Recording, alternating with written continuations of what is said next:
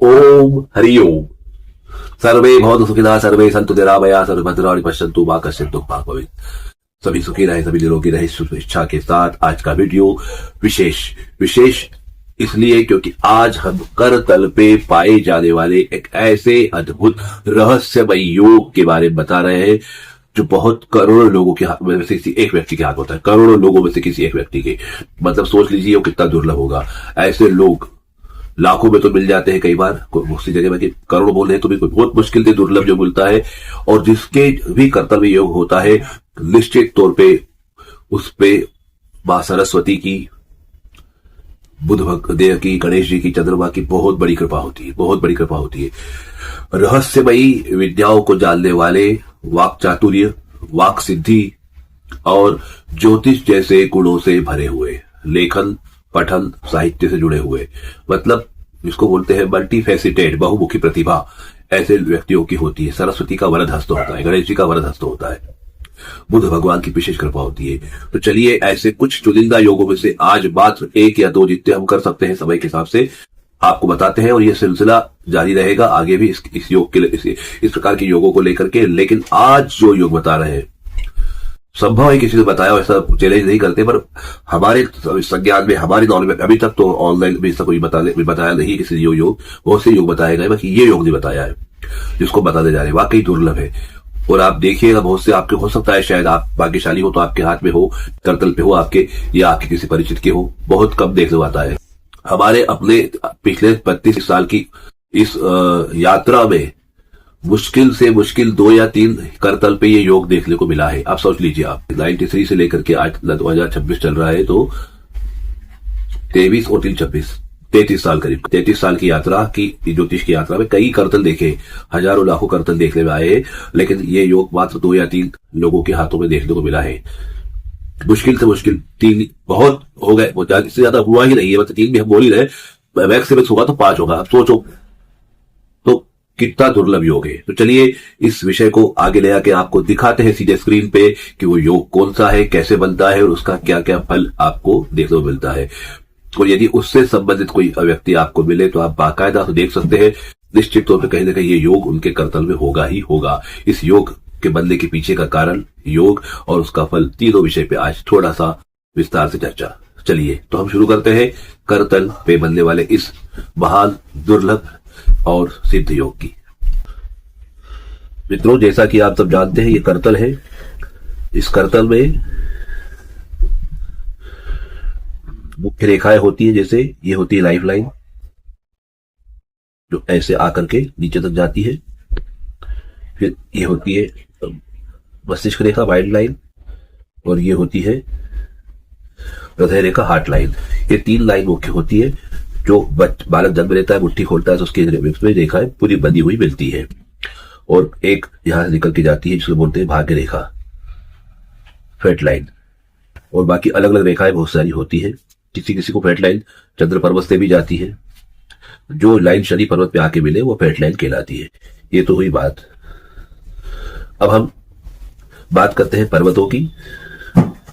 तो पर्वतों की यदि हम बात करें तो ये तर्जनी उंगली के नीचे जो है गुरु पर्वत है, इसके पास ये शनि पर्वत है, उसके पास ये सूर्य का पर्वत है, और इसके पास ये है बुध का पर्वत।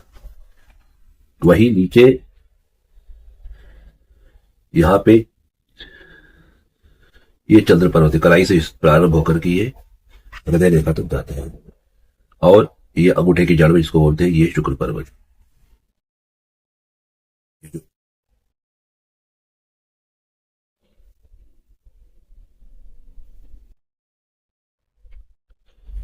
इस प्रकार से ये बीच में कलाई, यहाँ केतु का स्थान होता है, और ये बीच में राहु का स्थान होता है। ये आक्रामक मंगल होते हैं, मंगल 2 होते हैं, और एक ये रक्षात्मक मंगल जो यहाँ पे होते हैं। और हर्षल, नेपच्यून, प्लूटो भी यहाँ पे नेपच्यून स्थान पे रहते हैं। हर्षल इसके बीच छोटे से यहाँ पे, और इस प्रकार से ये ग्रहों की स्थिति होती है। अब हम बात करते हैं योग की, जिसके बारे में हम चर्चा कर रहे थे। तो क्या होता है योग? ये रहस्यमयी योग, ये योग जब बनता है तो सबसे जो दुर्लभ योग जिसके बारे में हमने बताया, वो योग ऐसे होता है कि एक रेखा होती है जो ये चंद्र पर्वत से निकल करके जो चंद्र पर्वत से निकल करके बुध पर्वत पे जाती है। तो ये बुध पर्वत और चंद्र पर्वत दोनों को जो है कमाल की तरह जोड़ देती है। और ये जो होता है, ये अतीन्द्रिय मतलब सिक्स सेंस को बताता है कि व्यक्ति की सिक्स सेंस कितनी डेवलप है। और यहाँ पे विचारणीय बात यह है कि ये जब बनता है तो उसके प्रकार अलग अलग होते हैं। जैसे कि एक तो ये नीचे से बन सकता है, दूसरा अगर हम देखें तो ये योग बनेगा चंद्रमा के बीच से, शुरू से यहां से भी हो सकता है और यहां भी जा सकता है, लेकिन चंद्र पर्वत और से निकल करके बुध पर्वत पे जाएगा। किसी किसी को ये योग यहां से निकल करके भी जा सकता है। तो इस प्रकार से, लेकिन ये प्राय शुरू से यहां से ज्यादा योग ज्यादा श्रेष्ठ होता है।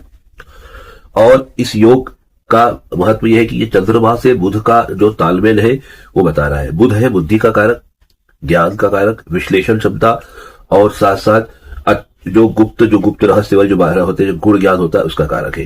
चंद्रमा है मन का कारक। तो मन और बुध, चंद्र और बुध का जब तालमेल बन जाता है तो एक सेतु बन जाता है, और उसमें व्यक्ति का जो छठी इंद्रिय होती जागृत होती है, और वो ये जो योग बनता है ये उसके पूर्व जन्म के कर्मों से बनता है।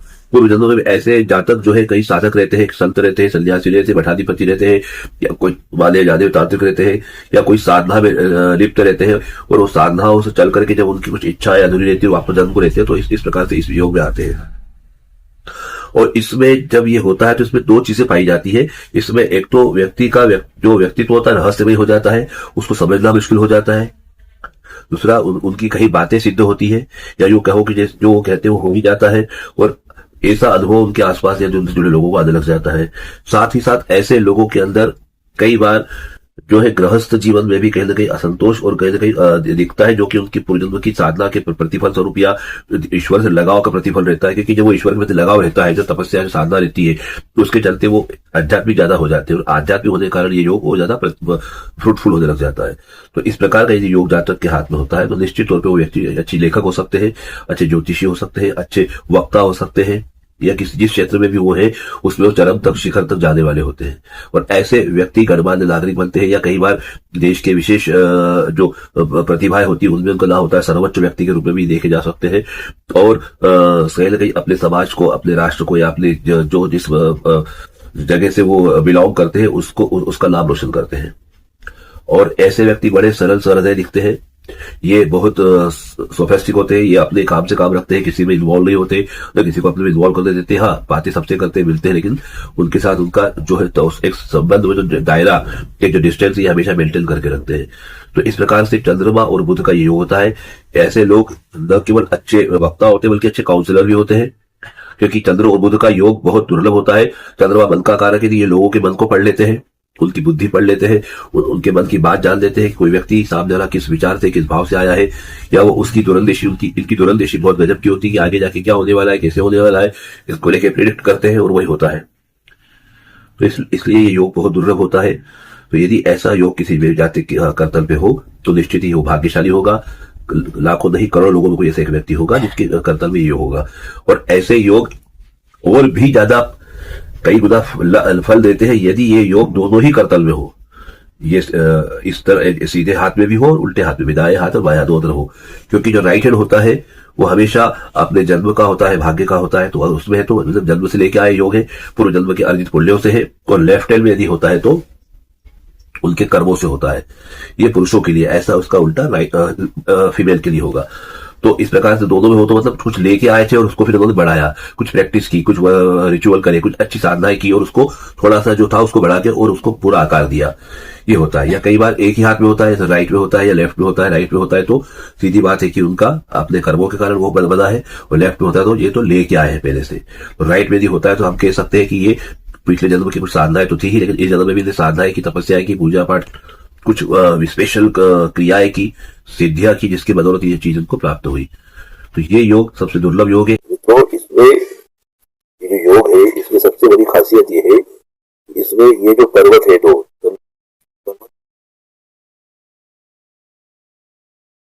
दो के आधार पर ही पूरा योग निर्भर होता है।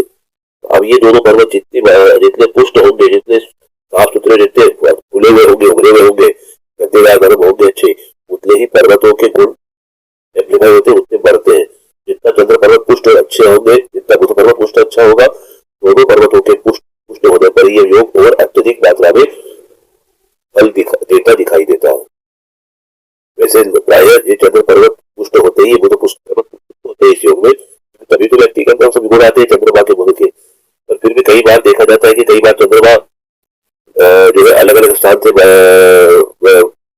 दिखते हैं। जैसे कई बार चंद्रमा यहाँ से पूरा ज्यादा खुला हुआ रहता है, मध्य चंद्र, दिव्य चंद्र या उपचित चंद्रमा के 3 पार्ट होते हैं। चंद्रमा के 3 पार्ट होते हैं, जैसे एक पार्ट यहाँ का होता है, कलाई के पास का, एक बीच का होता है और एक ऊपर का होता है। तो ये जो पार्ट है, अलग अलग पार्ट के फूलने का, खुला होना, उनका पुष्ट होना, ये निर्भर करता है। साथ ही साथ रेखा कहाँ से निकल रही है, इस जगह निकल रही है, ये यहाँ से निकल रही है, ये यहाँ से निकल रही है, तो ये सब मैंने बताया हो सकते हैं। और साथ ही साथ इसमें बुध पर्वत का भी योगदान। तो बुध पर्वत हथेली पर अंदर की तरफ फूला हुआ है या बाहर की तरफ लटक रहा है, मतलब पूर्ण के बाहर निकल रहा है, इसमें भी थोड़ा सा प्रेडिक्शन या फलादेश बदल जाता है। तो कुल मिला करके यदि ये योग होता है तो निश्चित तौर पे व्यक्ति में कहीं ना कहीं विशेष रहस्यमय शक्ति होती है, या किसी विशेष शक्ति या किसी ऊर्जा चेतना की कृपा होती है। वो जिस भी पंथ के, जिस भी धर्म के, जिसको मानने वाले हो, उनके गुरु पितृ या उनके कुल देवता या जो भी है, उनकी शक्ति या कोई विशेष संत या कोई सिद्ध पुरुष की, कोई फकीर की, कोई औलिया की जो है कृपा ऐसे लोगों पे होती ही होती है, तभी जाके ये योग बनता है।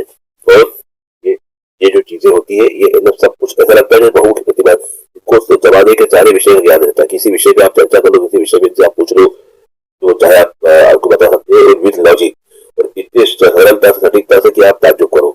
ऐसा लगता है जैसे मानो ये उस विषय के ज्ञाता हो या उसको विषय में पढ़ा हुआ हो। तो ये अद्भुत जो क्षमता होती है, ये इनमें इसी से आती, क्योंकि ये जो होता है, तो ये कई बार जब इस प्रकार के योग बनते हैं तो ऐसे में गुणाधार चक्र भी जागृत होता दिखाई देता है। कई बार इससे ये चीजें होती, गणेश जी की विशेष कृपा इनके ऊपर होने लग जाए। और तो बताइएगा कैसा लगा आपको ये वीडियो, और यदि ऐसे ही वीडियो देखना चाहते हैं पामिस्ट से जुड़े हुए, करतल से जुड़े हुए, और यदि आप अपने करतल का विश्लेषण करवाना चाहते हैं, आप पामिस्ट जानना चाहते हैं अपने बारे में, तो आपका स्वागत है। चार्जेबल सर्विसेज है सारी, कोई दिक्कत नहीं है, आप संपर्क कर सकते हैं और अपना करतल का विश्लेषण करवा सकते हैं। आज के लिए इतना ही, धन्यवाद। कमेंट में जरूर बताइएगा कैसा लगा आपको, और क्या है आपके करतल पे ऐसा चिन्ह, या कहीं आप किसी अपने के किसी वजह से देखा है तो बताइएगा। हमने तो नहीं देखा, कम से कम व्यक्तिगत अनुभव बता रहे, नहीं देखा है, बहुत कम देखने को मिलता है। यदि कोई है तो निश्चित ही सम्माननीय व्यक्ति है, अच्छे व्यक्ति है। तो आज के लिए इतना ही, बहुत बहुत धन्यवाद। Om Hariom. AMB doctor Dheeraj Chaitanya Swami Kamle, the problem solve.